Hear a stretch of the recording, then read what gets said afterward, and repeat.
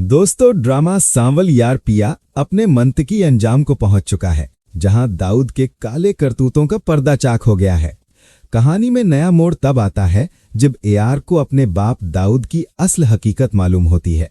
वो ज़मीर के हाथों मजबूर होकर पुलिस अफसर बाबर से दाऊद का तमाम क्रिमिनल रिकॉर्ड हासिल कर लेता है और सीधा पिया के घर पहुंचकर उससे माफी मांगता है।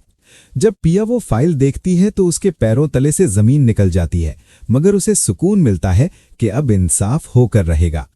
सांवल, जो साए की तरह पिया की हिफाजत कर रहा है, फौरन असलम साहब को साथ लेकर अदालत पहुंचता है।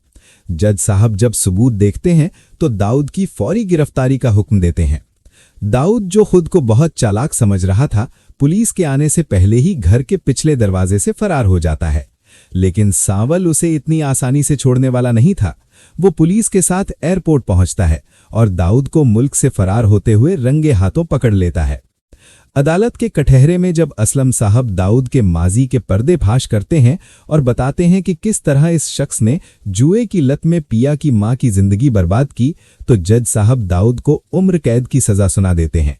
एआर अपनी आंखों में आंसू लिए अपने बाप की जिल्लत देखता रह जाता है। मगर कहानी का सबसे बड़ा झटका तब लगता है जब जेल जाते हुए दाऊद को दिल का दौरा पड़ता है और वो अस्पताल में दम तोड़ देता है। दूसरी तरफ असलम साहब सांवल की बेलोस मोहब्बत देखकर फैसला करते हैं कि अब पिया और सांवल को एक हो जाना चाहिए। रातों रात शादी की तैयारियां होती हैं और आखिरकार सांवल अपनी मोहब्बत पिया को दुल्हन बनाकर अपने घर ले जाता है।